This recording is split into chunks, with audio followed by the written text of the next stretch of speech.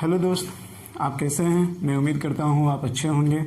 आज फिर एक नए वीडियो के सामने लेकर आपके सामने मैं उपस्थित हुआ हूँ नए कोटेशन के साथ। जैसा कि हम पहले भी कहते थे कि ये जो वीडियो है ये सभी प्रकार के व्यक्तियों के लिए हैं, सभी प्रकार के व्यक्तियों के लिए है और ये प्रतियोगी छात्रों के लिए भी ये वीडियो काफ़ी ज़्यादा इम्पोर्टेंट है, जो उनके व्यक्तित्व के विकास के लिए काफ़ी ज़्यादा कारगर साबित होगा। जैसा कि यहाँ पे लिखा है, व्यवहारिक से सैद्धांतिक की तरफ। मेरा मानना है कि अगर आप कोई सैद्धांतिक बातें पढ़ रहे हैं, जो ज़्यादातर किताबों में सैद्धांतिक बातें ही होती हैं, तो अगर आप सैद्धांतिक बातें पढ़ रहे हैं तो सैद्धांतिक बातें ज़्यादा तब समझ में आती है जब मुझको व्यवहारिक ज्ञान होता है। ठीक है, तो मैं अपने अनुभवों से जो ये कोटेशन यहाँ पे प्रस्तुत किया हूँ उसी को मैं यहाँ पर रखा हूँ और इसका विश्लेषण करके आपके सामने अभी मैं प्रस्तुत करूँगा। तो आइए देखते हैं इस कोटेशन का और इस कोटेशन का भाव निकालते हैं और आपको मैं समझाने का भी प्रयास करूँगा और आप भी इसको समझने का प्रयास करिएगा। और जो भी अगर आपके पास सुझाव हो उसको प्लीज़ कमेंट करके आप भेजिएगा। तो आइए देखते हैं। इस समाज में से ऐसे बहुत सारे लोग हैं जो उठाने वाले को भूल जाते हैं और वह याद करते हैं उनको जो उनके बराबर खड़े हैं, लेकिन वह भूल जाते हैं कि जिन्होंने मुझे खड़ा किया था उनकी सोच थी कि नकली समाज के चक्कर में कहीं असली समाज को न भूल जाए। यदि भूल गए तो आने वाले समय में समाज माफ़ नहीं करेगा और न ही आप अपने आप को माफ़ कर पाओगे। परिणाम जीवन जीने का कोई अर्थ नहीं होगा। तो आप इस चीज़ को पढ़ लिया है।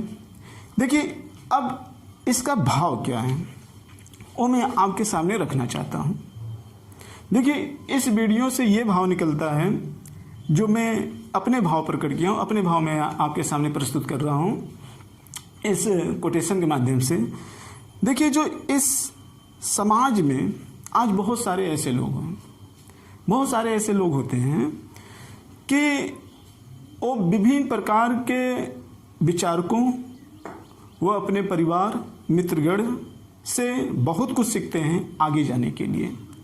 वो आगे चल भी जाते हैं और उनके व्यक्तित्व का विकास होता है। तो इनके व्यक्तित्व के विकास करने में किसकी ज़्यादा भूमिका होती है? ज़्यादातर जो भी पढ़ते हैं आप किताब से पढ़ते हैं, अपने गुरुजनों से सीखते हैं, अपने मित्र से सीखते हैं, अपने माता पिता से प्राप्त करते हैं। तो इनका कोई विशेष आर्थिक स्वार्थ नहीं होता है, आर्थिक स्वार्थ नहीं होता है जो ऐसे स्थिति में रहते हैं।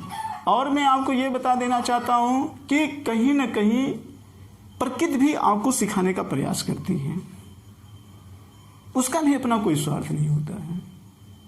हाँ, जो मानव हैं वो अपनी न्यूनतम आवश्यकताओं की पूर्ति करने के लिए कुछ उम्मीद करते हैं और जो माँ बाप भी हैं वो भी अपने 4 साल की ज़िंदगी में आपके लिए 40 साल की ज़िंदगी कम से कम समर्पित कर देते हैं, 40 साल अपना जीवन समर्पित कर देते हैं। तो उसी को ध्यान में रखकर ये वीडियो बनाया गया है। तो देखिए मित्र, आप जो पढ़ते हैं आपके जीवन में, आपके व्यक्तित्व के विकास में, आपके व्यक्तित्व के जो विकास होता है, जो आपके व्यक्तित्व के एक तरीके से जो विकास होता है, उस व्यक्तित्व के विकास में एक आपका जो भूमिका होती है वो भूमिका आपकी किताब होती है। किताब की भी बहुत भूमिका होती है। किताब का मतलब शिक्षा। तो किताब में जो विचारक होते हैं वो कौन कौन होते हैं?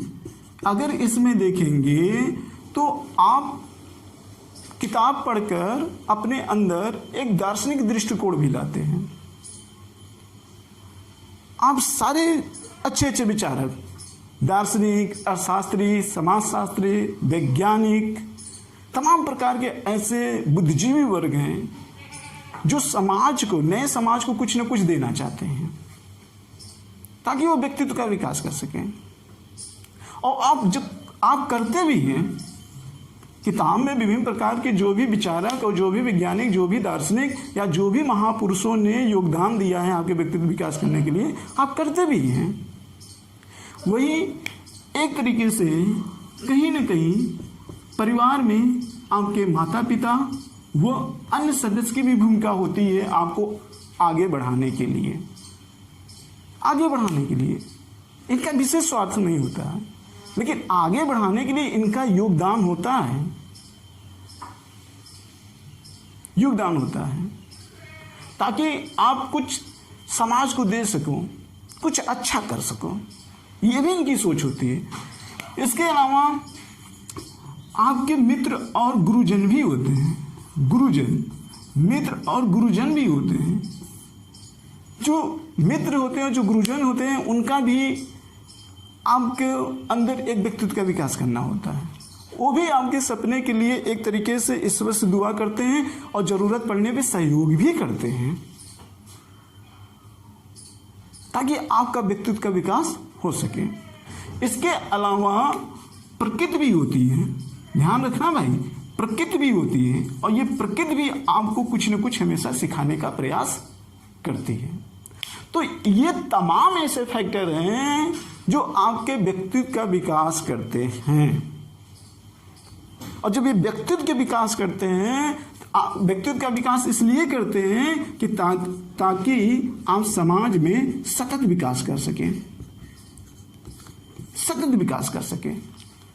सतत विकास करने का मतलब ये कि जिनकी सोच थी कि आप अच्छा बने और फिर उसी सोच के साथ आप लोगों को अच्छा बनाएं,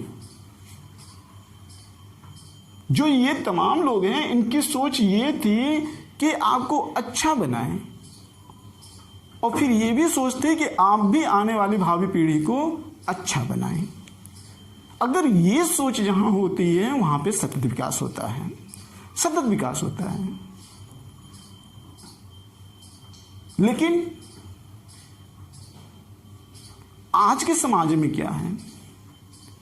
आज समाज एक रंगीन की दुनिया है, और इसी रंगीन की दुनिया में जब व्यक्ति पहुंचता है, कामयाबी के साथ पहुंचता है, सब कुछ सीख के पहुंचता है, पर्सनालिटी भी उसके अंदर होती है, लेकिन जैसे ही समाज की रंगीन दुनिया में आता है तो वो एक तरीके से भीड़ में खो जाता है। और यहाँ पे इतने रंग होते हैं कि आप उस असली रंग को भूल जाते हैं जिन्होंने आपको आपके व्यक्तित्व के विकास में अपना योगदान दिया था। उस मौलिक रंग को आप भूल जाते हैं, और यही कारण है कि समाज में सतत विकास नहीं हो पाता है। यहां पे देखिए, जैसे लिखा है, इस समाज में ऐसे बहुत सारे लोग हैं जो उठाने वाले को भूल जाते हैं और याद करते हैं उनको जो उनके बराबर खड़े होते हैं। इसका मतलब ये सब जो आपको उठाए हैं, जो आपके अंदर मौलिक रंग भरे हुए हैं, लेकिन जैसे ही आप रंगीन समाज में आते हैं, वहां इस रंग की मौलिकता को भूल जाते हैं। आगे देखते हैं, लेकिन वह भूल जाते हैं कि जिन्होंने मुझे खड़ा किया था, मौलिकता को। उनकी सोच थी कि नकली समाज के चक्कर में कहीं असली समाज को न भूल जाए। इसका मतलब ही था कि वो आपको इतना जबरदस्त बना देना चाहते थे, इतना ज़्यादा व्यक्तित्व का विकास के लिए, निर्माण के लिए बना देना चाहते थे कि आप भीड़ में मत खोइए, जो भ्रांतियां उसके चक्कर में मत पड़िए। लेकिन होता क्या है, ज़्यादातर उसमें भटक जाते हैं। परिणाम क्या होगा वो भी देख लेते हैं। उनकी सोच थी कि नकली समाज के चक्कर में असली समाज को न भूल जाए।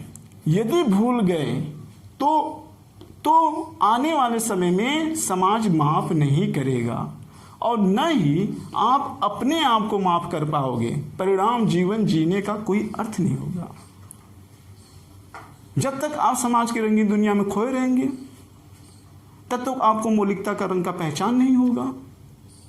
और एक समय ऐसा आएगा कि आप उस मौलिकता को बनाना चाहोगे भी, लेकिन उस समय आपके पास समय नहीं होगा।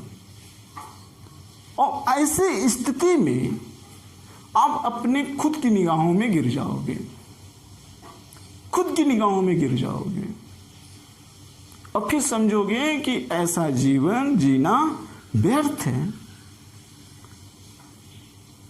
जिनको इस तरीके का सहयोग नहीं मिलता है उनको तो प्रकृति माफ कर देती है, और जिनको इनका सहयोग मिलता है और वो खड़ा नहीं उतरते हैं तो उनको प्रकृति माफ नहीं करेगी, क्योंकि उनके पूरा अवसर मिला था, पूरा अवसर मिला था, लेकिन चूक हो गई। तो मुझे लगता है कि आप इस चीज को समझ गए होंगे। अगर आपका कोई इसके अलावा भी सुझाव हो तो देने की कृपा करिएगा। इसी के साथ हम इस वीडियो का समापन कर रहे हैं। जय भारत, जय हिंद।